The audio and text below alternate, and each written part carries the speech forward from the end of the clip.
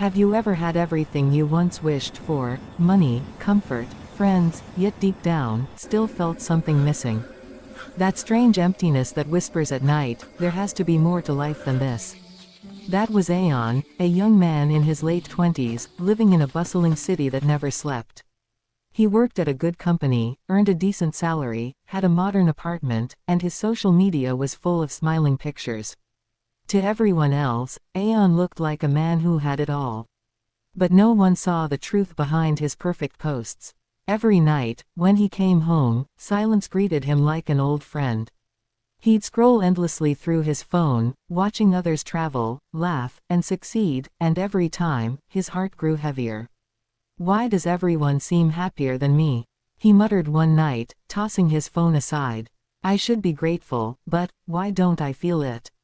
He couldn't explain it, this invisible emptiness that followed him everywhere. He tried shopping, hanging out with friends, even binge-watching motivational videos. But nothing filled the void. Days turned into weeks, and life started feeling mechanical: wake up, work, eat, sleep, repeat. Until one Sunday morning, tired of everything, Ayaan stepped outside just to clear his head. He didn't know it yet, but that simple walk in the park would change the entire direction of his life.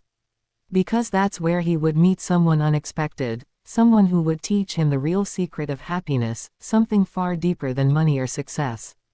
The lesson: that peace doesn't come from having more, it comes from being thankful for what you already have. That Sunday morning was calm, the kind of morning when the world seems slower, softer. Ayaan walked through the park, his thoughts tangled in worry. The sky was bright, birds were chirping, kids were laughing, yet none of it touched his heart. He sat down on a wooden bench, staring blankly at the trees. "Why do I feel so lost?" he whispered. Just then, he noticed an old man sitting a few feet away, tossing crumbs of bread to the pigeons.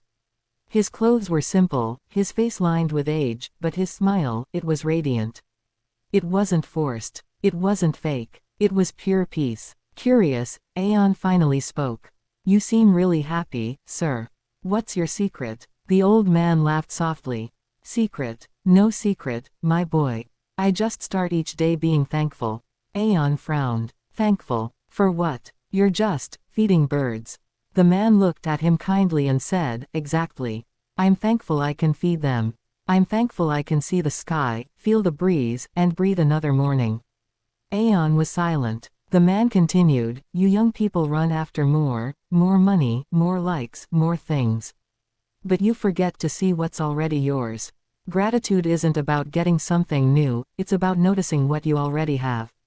Ayaan's heart went quiet. Those words hit deep, cutting through his confusion. The old man smiled, eyes full of calm. "Remember, son, the happiest people don't have the best of everything. They just make the best of what they have." Ayaan nodded slowly, watching him feed the birds again, so peaceful, so content. He didn't know it yet, but those few minutes with that stranger would plant a seed that would soon change his life forever. That night, Ayaan lay in bed, staring at the ceiling. The old man's words echoed in his mind. The happiest people don't have the best of everything, they just make the best of what they have. He couldn't shake it off. How could a man with so little smile like that, while he, with all his comforts, felt hollow? After a few minutes of thinking, Ayaan sat up and grabbed a notebook lying on his desk. On a blank page, he wrote, "Things I'm thankful for." At first, he felt silly. Thankful? For what? He muttered. Still, he tried. "My job. My family. My home." He closed the notebook, feeling awkward, but lighter. The next morning, something strange happened. He noticed the warm sunlight on his face, the smell of coffee, the birds outside his window. He smiled a little, for no reason. That night, he wrote again. This time, he added, 4. The neighbor who greets me every morning. 5. The laughter of children outside. 6. The food on my table. Days passed, and the list grew longer. The more he wrote, the more he saw. The more he saw, the more peaceful he felt. His life hadn't changed, same job, same routine, but his heart had shifted. He was beginning to realize something powerful. Gratitude didn't depend on what he had, it depended on how he looked at it. For the first time in years, Ayaan felt a quiet joy blooming inside him, not loud, not dramatic, but real. And that small change. It was only the beginning of a transformation he never saw coming.